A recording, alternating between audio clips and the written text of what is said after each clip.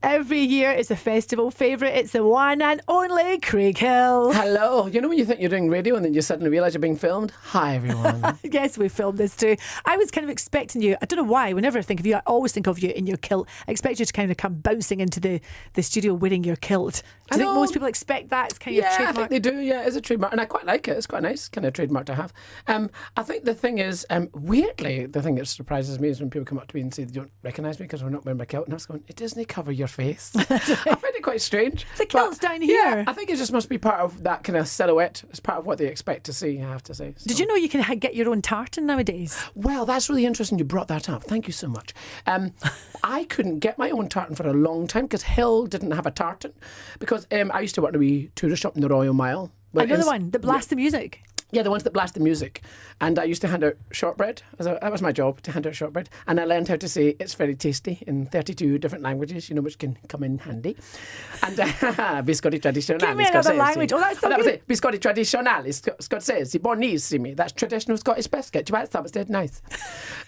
So I used to work there.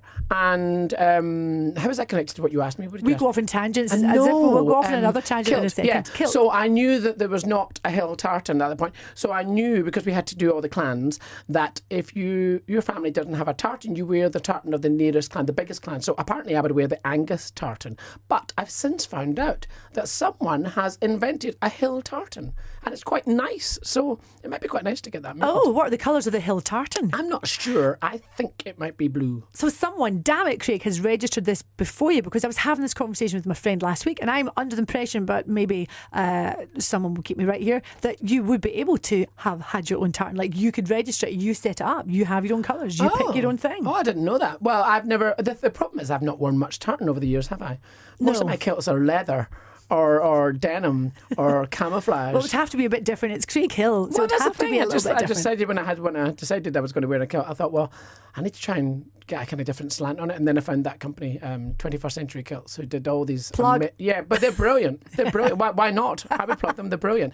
But their kilts are fantastic, and I've been wearing them. Hang on, but the leather must get hot on stage. Well, I'm on drip dry most of that sweaty. show, I have to say.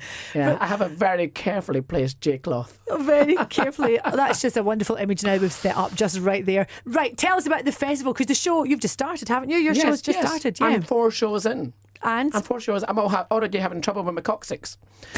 Because I dance on stage in these big boots, and I don't think you're supposed to dance in military boots. Mm-hmm. So I think my legs take quite a pounding. And must have strong thighs. I know, and I'm only 4 days in, and I'm thinking, oh my God, I'm going to have to go for a wee massage. I've actually started stretching in the mornings and using one of the wee balls. You know, one of the wee balls the that you roll Pilates in? ball, the sort of thing. Yeah. So, it's mainly my legs that seem to have suffered more than anything else. Did Craig Hill just say you're thinking of going for a massage? We were having this conversation a few minutes ago, and you said you're not that kind of a guy. You don't do moisturiser. You don't do fake tan. You don't do massage. I did once do fake tan. I was going to Mykonos, and I thought I'm just going to be like the Peely Wally guy on the beach, and I'm not going to get a tan anyway, so I'll try it. And oh my God, it was so embarrassing. I actually had to go back because there was drip down the crack. And I was like, oh no, it's not quite finished, and it looked really weird. I don't know. You know the wee thing they make you wear? Yeah. It's not that comfortable. Well, anyway, there was a thong thing. It just didn't look right, so we had to go back. Oh, that's what it was. I think the wee towel or whatever you wear over you, it was too high. And then as soon as I started wearing my normal clothes, you could just see the wee white bit of your bum. And I thought, it's not very nice. You had strap marks. Yeah, but I don't suit it. It's not very convincing on me, do you know. And the worst thing is, it's a nice idea until you get to the beach, and then that sand works like a scrub, and it's off your feet, and then it's really obvious. That's right. It's a natural what's the point? exfoliator. So yeah, and I've just decided I'm never going to be one of these guys. What about before you go on stage though? Do you have a routine? Or do you like splash yourself with aftershave, put on a bit of deodorant? Do you have any kind of? Yeah, I do actually splash myself with a little bit of aftershave. Maybe it's psychological. It makes you feel like it's a night out. It does. And what's the aftershave? What do you smell of? Yeah, there's a couple, but my favourite one is the original Hugo Boss. Mm-hmm. I like it because it smells quite manly. Mm-hmm. It makes me feel like, makes me growly before I go on. I quite like it. Gets the pheromones going. Yes, it does actually. And Yeah, and I think the other thing I do is I brush my teeth before I go on stage. It's a really weird thing to do, but I think it's psychological. It makes me feel like it's the morning, Fresh it's the breath. beginning of my day. Yep. And I feel like, weirdly, I think it gives you a little bit of energy. Do you floss? Yes, I have to. My teeth are very close together. Me too. Do you have those at my dentist? Glasgow teeth. Glasgow teeth, yeah. At least we're not taking them out and putting them in a jar yet. Oh, yeah, yet. But my dentist told me the other day, rather than floss, have you seen those little brushes that you use and put between your teeth? Is there? Yes, I have. But then my dentist told me about something even more exciting, which was almost like one of those electric toothbrushes, but it's one of the things, and it's like a machine, it looks like an electric toothbrush, but it blasts. Have you tried that? No, is this the tartar? It goes, and it's actually, it's a tartar thing, and it's quite brutal. I mean, I couldn't do it. I was getting quite upset. I was like, stop it! And it was me doing it to myself. You don't want bleeding gums. That's the thing. That's why you have to do it. So. Oh, I see. To prevent bleeding gums, I think it would give you bleeding gums. Well, that's the thing. That's what I thought. I thought it was too aggressive. Yeah, no. I love this. How do we get to bleeding gums? How did we get from tartar to bleeding gums? But tell us about the show. Tell us about the show, Craig. My show is never actually ever really about anything. Sometimes I think if you have a theme, it's a nice idea and it's a good story, but it can really restrict what you use. So I would rather just use everything that's made me laugh in a year. I kind of keep I can note on my iPhone of all the wee things that have made me laugh. I keep a wee voice memo and then I build my show around that when I start to write it. You've sold out, haven't you? All 18 over the years, like 18 festival shows? I don't know what they officially call that. I think that just means busy. That means you've got lots of money. No, it just means there's loads of people coming, which is great fun. And I'm very lucky because I know how hard it is, I remember starting at the beginning, like everyone else, you're starting a wee 50-seater and everyone's, you're flyering. I was talking to the flyers the other day and I always take my hat off to good flyers, if people are out there working, because that's hard work, when people are knocking you back and you're having to keep up your enthusiasm. So, and I still remember I used to work in box office at the Gilda Balloon as well years ago. Oh, that was my job. Do you walk in now and say, "Look at me now"? No, I remember. Not at all. No, I just think I don't know. I was always that kind of person. I think no matter what I did, I would have enjoyed the job. Yeah. Like even when I was a hairdresser, the woman who was training me said, I think if you were a bricklayer, you'd probably still have a laugh. You're just a happy person and you always find fun. Yeah, there were some people who say, do you feel the pressure to be funny in real life because you're a comedian? I was going, it's the other way around. I'm more like to be a comedian because I was the kind of person who would have been having a laugh in real life. So if I was on the radio with you, I'd be as happy doing this. As you would. Yes, he's after my show. That is me got bumped. No, I'm after a duo. Oh, yeah. Me, you and some moisturising tips. Yeah, the Craig and Gina show, C&G. You need to think of it. We need to think of a title. Oh, Gina C. We'll just copy Gina G and change it. Gina Craig. We do a thing called the 15-second flyer actually on the Royal Mile, and we ask people that are out flying, to sell the show in 15 seconds. What tip would you give them? Hard. It is hard because, and I felt quite bad today because when, they're maybe just about to say where the show is, I cut them off. It's bad. Yeah, my tip is talk quickly. The other thing is... Is that why you talk quickly? To get everything out? Yeah, and the other thing was, I was saying the other day when I met, we did this wee thing where we had kind of pizza with all the flyers and it was really nice to meet them all and they come and see the show because you have to see the show if you're going to flyer it. And we were chatting away to them and I was saying, I think you should do this thing called Help a Flyer.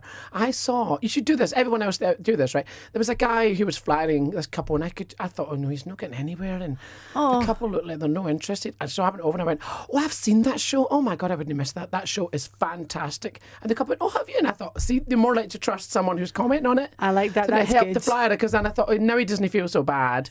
And I had actually heard the show was good anyway. So, but then there would be that awkward moment where they say, it doesn't start until tomorrow. You go, I saw it last year. This is the second time it's come back. It was in a festival in Australia, but it's just come over here for the first time. Which you would know, of course, having spent a lot of time in Melbourne. I know, that's amazing. Do you Can love you believe that? Yeah, honestly, it feels like a second home to me.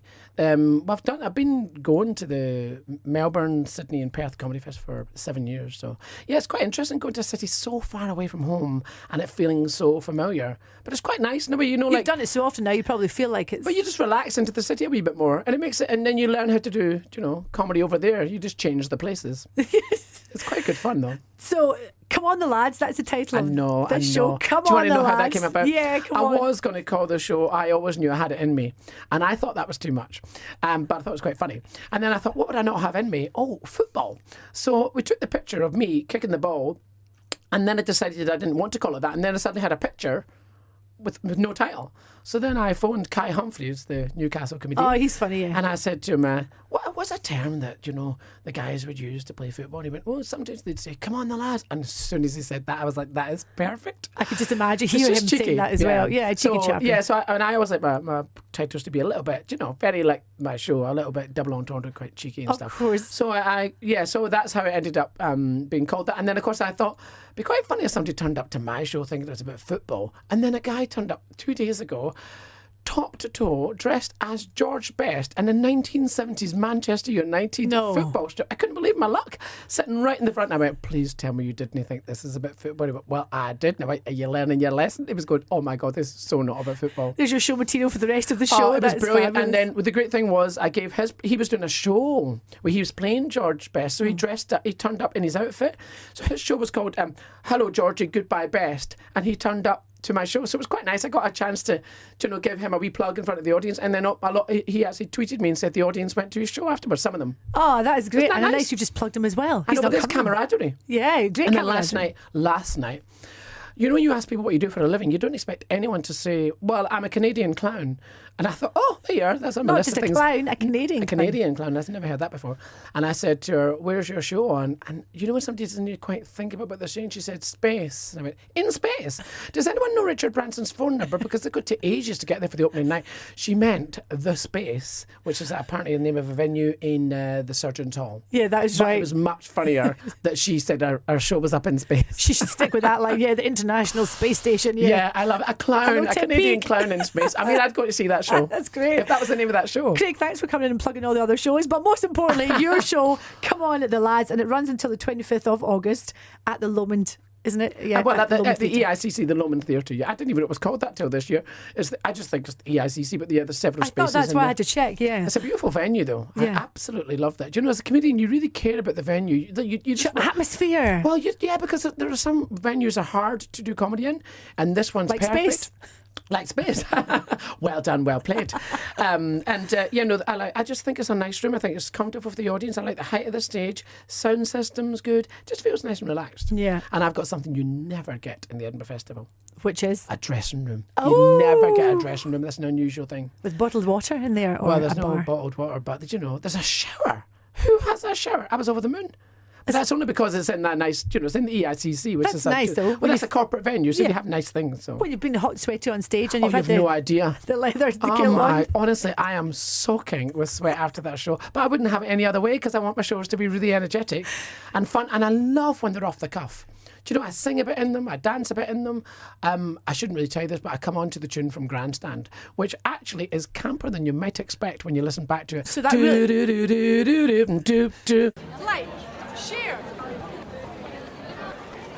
subscribe.